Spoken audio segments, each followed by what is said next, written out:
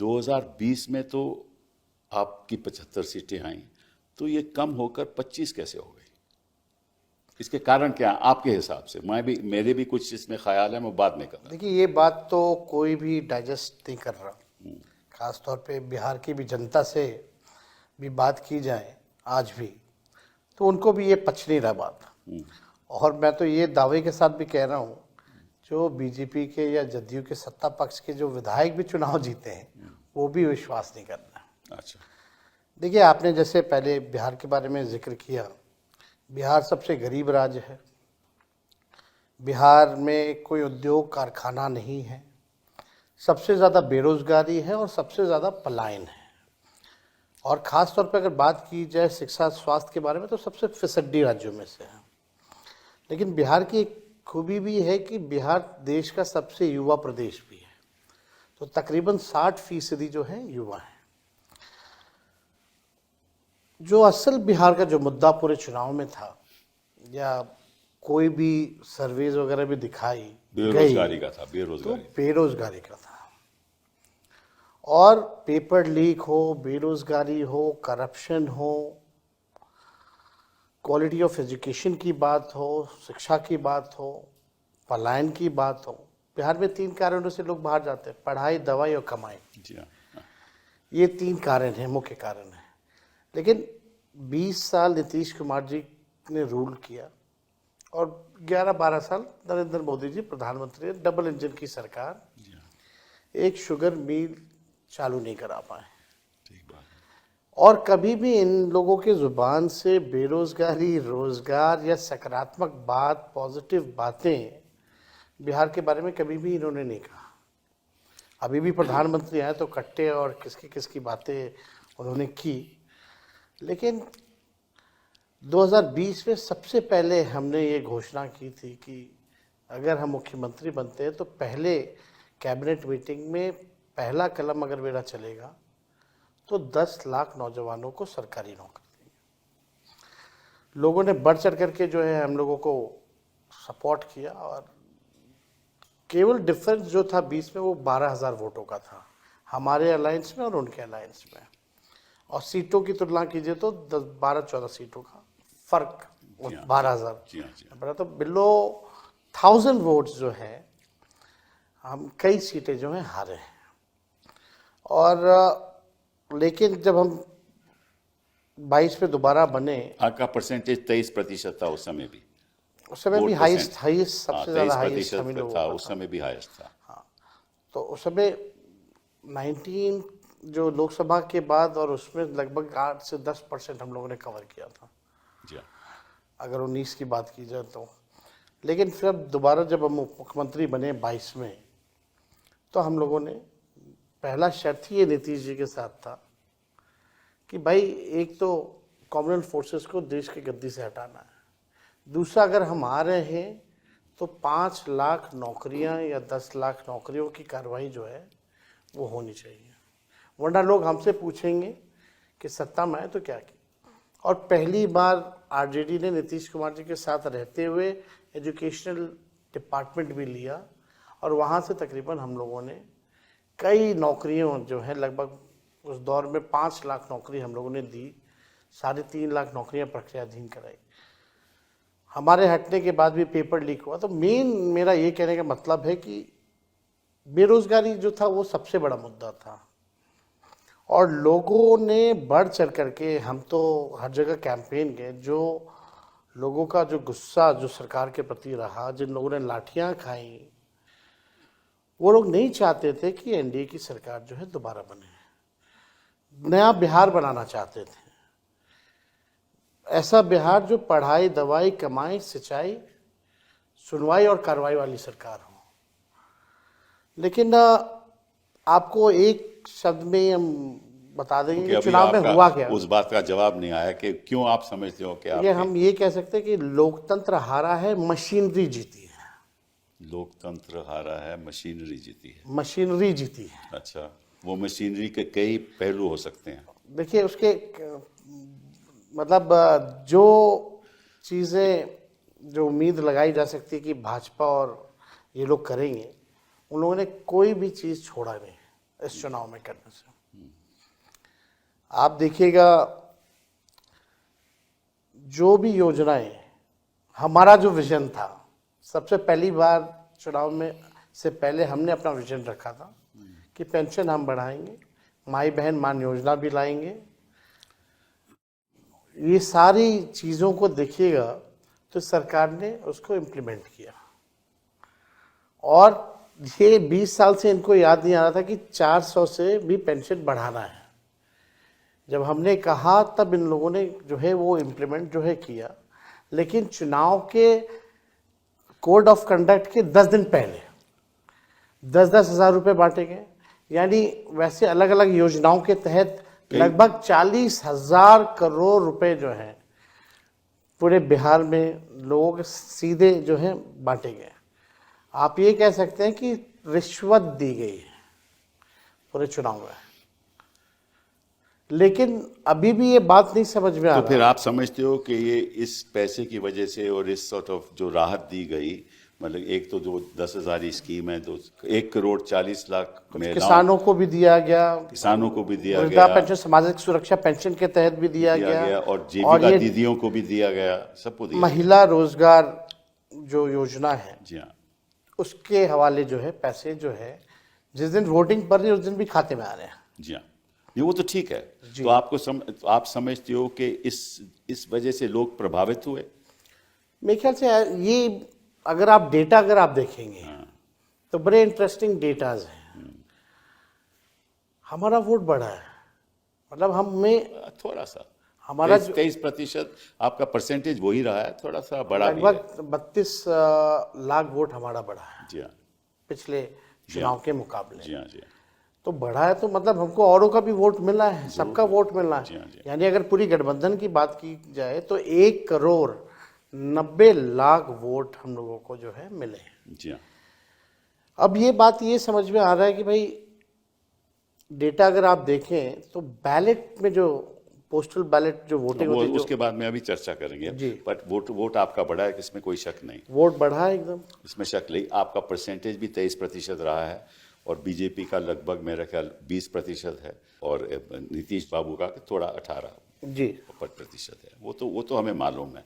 लेकिन अगर उनका मिला लिया जाए तो उनकी जो परसेंटेज है आपसे कहीं ज़्यादा है।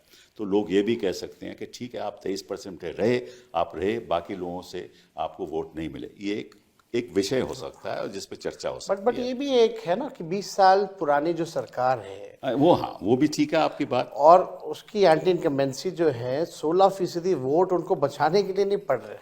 कभी भी अगर देखा गया है, अगर वोट की परसेंटेजेस बढ़े हैं तो वो बदलाव के लिए जैसे वोट पड़े हैं। बट अब बात पोस्टल बैलेट पे आती है। देखिए, जो पोस्टल बैलेट होते हैं उन्हीं लोगों के होते हैं जो सरकारी नौकरियों में हो, ठीक है ना। कोई शिक्षक इंस्पेक्टर होते हो, हैं, शिक्षक होते जो हैं, सर्विस पे या होते सर्विस हैं, के लोग होते हैं, जो on army duty on election duty, में लगना ठीक है ना। होता तो उनके और ये पढ़े लिखे लोग होते हैं। जी। तो मैं देख रहा था, यहाँ आंकड़ा देख रहा था कि अगर वहाँ देखा जाए तो शुरुआत में जो पोस्टल बैलेट के वोट पड़े हैं वो लगभग समझ लीजिए सबसे ज़्यादा आपको पड़े हैं। और उसको अगर हम कंस्टिट्यूएंसी में बदलाव लाएं तो 243 कंस्टिट्यूएंसीज में से 143 कंस्टिट्यूएंसी में आप लीड कर रहे हो जी। और 94 कंस्टिट्यूएंसी में एनडीए लीड कर रहा है, और अदर्स 6। मतलब कि जो पढ़े लिखे लोग हैं वो बदलाव चाहते थे, ठीक है। और जो गरीब लोग हैं जो आपके साथ थे, ये नतीजा ये बतलाता है कि वो बदलाव नहीं चाहते थे। तो ये तो एक अद्भुत सी बात है। नहीं, मेरे ख्याल से बदलाव सब चाहते थे। अगर आप देखें तो ईवीएम बदलाव नहीं चाहता था, बैलेट बदलाव चाहता था।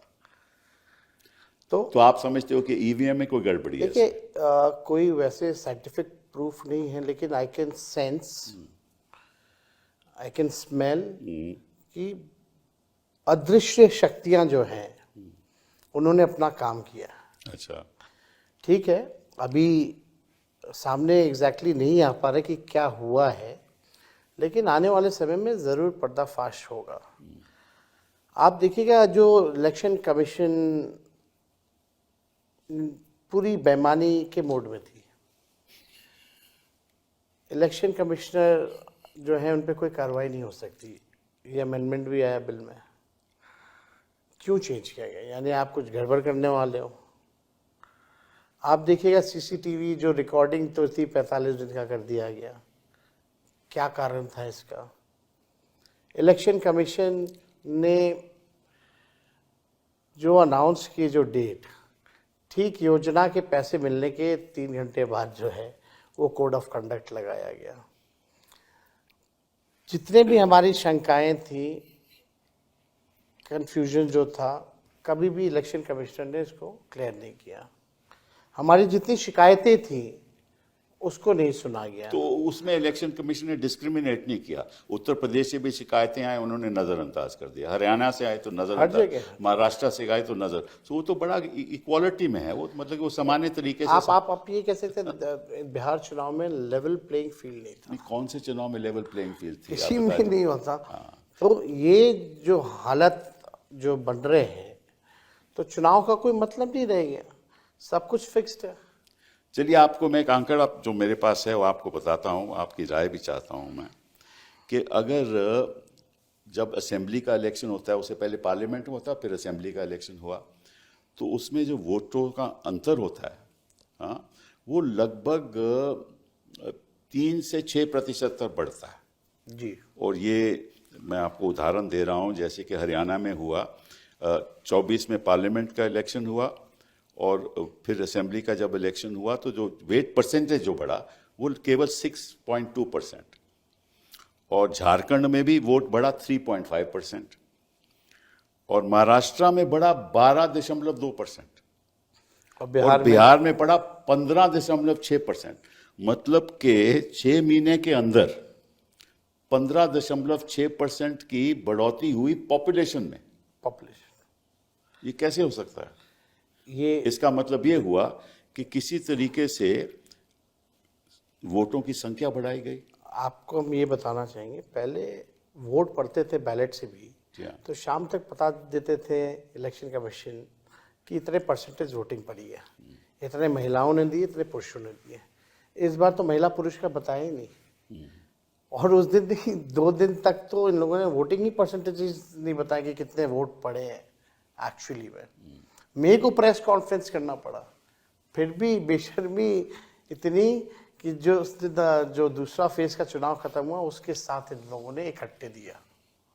तो ये छुपाने वाली बात मेरे को पची नहीं। अब हमको ये लगता है कि ये वोट बढ़ाने की जो एक बड़ी साजिश है, वोट बढ़ाना ये मतलब मशीन बढ़ाओ। मशीन कैसे बढ़ेगा? तो बूथ की संख्या बढ़ा दो। तो ये पूरा खेल जो है बूथों को बढ़ाया गया। बूथ बढ़ेंगे तो स्वाभाविक रूप से मशीनें बढ़ेंगी। मशीनें बढ़ेंगी तो इनकी जो अभी तो हम कोई ऐसा एविडेंस नहीं ला सकते, but I can sense it कि कुछ गड़बड़ है, कि कुछ ना कुछ ये लोग करते हैं। अगर आप एक बूथ पे भी अगर 20 वोट मैनेज कर लो तो उसकी बड़ी संख्या हो जाती है। और इस बार हम लोगों ने कई सीटें जो हैं बहुत कम कम मार्जिन से भी हम लोग आ रहे हैं। तो लेकिन जो नतीजा जो आया, 200 से भी ऊपर सीटें एनडीए को आ रही हैं, ये कोई भी या महाराष्ट्र का हो, इसको कोई बाय नहीं कर सकता।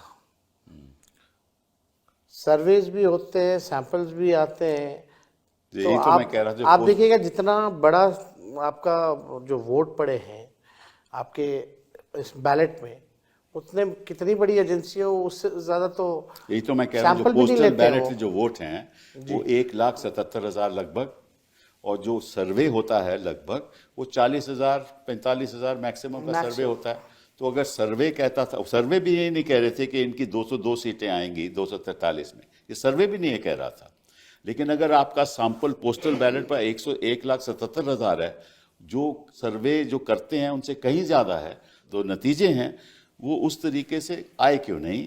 और इस पे बारे में जो हम चर्चा कर रहे हैं, आपको बड़ी शंकाएं हैं कि किसी तरीके से ये मैनेज हुआ है। मतलब आप अगर बिहार देखें तो एक बड़ा प्रदेश है, सीमांचल का इलाका है, मगध का इलाका है, चंपारण का इलाका है, पूर्वांचल इलाका है, कोसी का इलाका है, तो वहां तो हर जगह एक ही पैटर्न से सीमांचल तो ओवैसी साहब ने आपको बोला, तो वो देखिए वो वहाँ भी अभी काफ़ी चीज़ें जो हैं डेटा आएगा उस हिसाब से हम लोग बात करेंगे। लेकिन वो भी पोजीशन वहाँ बहुत बढ़िया था हम लोगों का, जो ग्राउंड जो रियलिटी थी, बहुत सब लोग एक पक्ष में जो है। पिछली बार तो आप लोगों को बहुत सीटें आई थी उस तरफ से, वहां से। मैं वहाँ से मैं हमेशा आता रहा। खैर जो भी बातें हैं, सीट तो हम कह सकते हैं कि ये पूरा चुनाव जो है बड़ी बेईमानी हुई है, और जैसे हमने पहले भी कहा कि मशीनरी की जीत हुई है। तो मशीनरी, बिहार में जब चुनाव तो इकलौता राज्य होता है। मैं आपको एक उदाहरण देना चाहता हूं, जो मैंने खुद एक प्रेस कॉन्फ्रेंस की थी और शायद आपने देखी भी हो, कि हरियाणा से कुछ स्पेशल ट्रेन चली थी। स्पेशल, तो जो सवाल उठाए गए कि भाई आप स्पेशल ट्रेन क्यों चला रहे हो, क्योंकि सीधे वो बिहार जा रही थी, हरियाणा से बिहार जा रही थी। तो चुनाव आयोग ने ये बताया और रेलवे मिनिस्ट्री ने बताया, और जब हमने सवाल उठाया कि भाई ये ऐसा है कि ये सडन अनशेड्यूल जब रश हो जाता है तो फिर हम अनशेड्यूल्ड ट्रेन चलाते हैं ताकि लोगों को तकलीफ ना हो। तो जो चुनाव जो था, आपको मालूम है कि 6 तारीख का चुनाव था और छठ पूजा 28 को ख़त्म हो गई थी, अक्टूबर को, ठीक है ना। और इन्होंने कहा कि छठ की वजह से, फिर हमने सवाल उठाया कि भाई छठ तो 28 को ख़त्म हो गई, लेकिन ट्रेन तो 3 तारीख को चली, 3 नवंबर को चली। Exactly. और उसमें जो वीडियो दिखाया गया, उसमें लोगों ने ये कहा कि सैनी साहब ने हमें हरियाणा से भेजा है बीजेपी को वोट करने के लिए। और वो वीडियो हैं, चुनाव आयोग के पास वो वीडियो हैं, हमने उसको पब्लिकली डिस्प्ले किया। और ऐसी ट्रेन 4 चली, हर ट्रेन में 1500 लोग थे, मतलब कि 6000 लोग हरियाणा से बिहार जा रहे हैं। और खर्चा सरकार बीजेपी कर रही थी, ये भी उन्होंने कहा कि बीजेपी खर्चा कर रही है, हमें पैसा उन्होंने दिया है और हम वोट बीजेपी को करने जा रहे हैं। ये चुनाव आयोग के सामने प्रूफ था। ना रेलवे मिनिस्ट्री ने कुछ उसके बाद कहा, ना चुनाव आयोग। अगर एक ही जगह से ऐसी ट्रेन चली हो तो मालूम नहीं कितनी जगह से कितनी ट्रेन चली। छठ में रेलवे मिनिस्टर ने घोषणा की थी कि 12,000 स्पेशल ट्रेनें चलाएंगे। अब पता नहीं डेटा कहाँ से लाते, 14,000 तो ट्रेन ही है पूरे देश में। अच्छा। और 12,000 जो है उन्होंने घोषणा की थी छठ में स्पेशल जो है वो ट्रेनें चलेंगी, और चली नहीं। लोग जो हैं टॉयलेट में ठूस ठूस करके आए, वो भी वीडियो है। अच्छा। और ये ठीक चुनाव से पहले ये ट्रेन जो है, जैसे आपने कहा, वो एकदम सत्य बात है। और केवल एक शहरों से ही नहीं, यही तो ना, कहीं से भी, बॉम्बे से, साउथ से, आपका कई जगहों से, नॉर्थ ईस्ट से, जहाँ भी बीजेपी की सरकार रही है वहाँ वहाँ ये काम जो है किया गया। तो इन लोगों ने किया है। अब बाकायदा उनको भाजपा का पट्टा दे करके, जी हाँ, खुद भाजपा के नेताओं ने कहा कि हमने टिकट कटवाया, पार्टी ने कटवाया है, लौटने का भी कटवाया है। चलिए मान लीजिए कि इतने लोग बाहर से आए, तो या तो खुद बीजेपी के लोग थे या पलायन की वजह से वो बिहार के वोटर थे। दो ही बातें हो सकती हैं ना। तो अगर तो पलायन की वजह से बिहार के वोटर थे तो आके उन्होंने वोट किया। देखिए, और अगर बीजेपी के वर्कर थे तो बहुत ही गंभीर बात है। ये तो है। लेकिन आप ये बताइए कपिल सर, कि जो लोग बाहर पलायन करने गए हैं, वो लोग आकर के बिहार में इसलिए वोट देगा ना कि क्योंकि हमको बिहार छोड़ के ना जाना पड़े अगले बार से, या इसके लिए वोट देगा कि इनकी वजह से वो बाहर गए।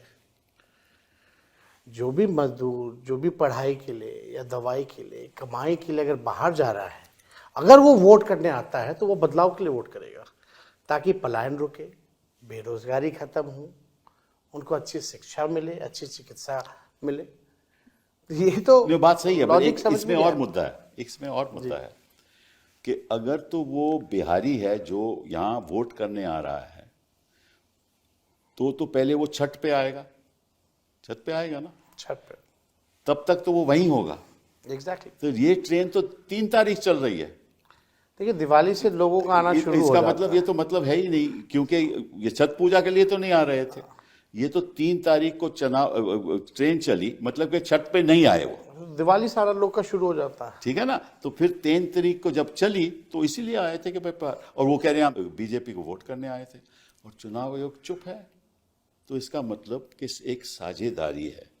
आपके हिसाब से क्या ये साझेदारी है, जैसे आपने कहा, चुनाव आयोग की, भाजपा की और सत्ता पक्ष के लोगों की? सबकी, सबकी साझेदारी है। जितनी संवैधानिक संस्थाएं हैं सब आज के दिन में कॉम्प्रोमाइज हो रखे हैं। ये बात हम लोगों ने बार बार हर जगह कहा है। अल्टीमेटली ये देश पे लोकतंत्र को खत्म करके राजतंत्र लाना चाहते हैं। आरएसएस का एजेंडा ये लोग जो है लागू करना चाहते हैं। ये डेमोक्रेसी को एकदम खत्म करके संविधान को बदलना चाहते हैं। कुछ लोग कहते हैं, मुझे नहीं मालूम, मैं कुछ लोग कहते हैं कि प्रदेशों पे अगर ये हावी हो जाएं और अगर इनकी सरकारें बन जाएं तो निश्चित रूप से इनको 2/3 बहुमत मिलेगी ताकि संविधान बदल सके, और संविधान बदल लेंगे तो फिर ये कुछ भी कर सकते हैं। लेकिन एक और बात पे हम चर्चा शुरू करना चाहते हैं, वो है एसआईआर पे, स्पेशल इंटेंसिव रिवीजन, जो इन्होंने तय किया कि हम करेंगे। तो आपको मालूम है कि स्पेशल इंटेंसिव रिवीजन एक ऐसा रिवीजन होता है जो नए तरीके से वोटर की जानकारी पता चले। मतलब पुराने लिस्ट को अलग करके नया लिस्ट बनाया जाए, और उसके लिए आप हाउस टू हाउस सर्वे आपको करना पड़ता है।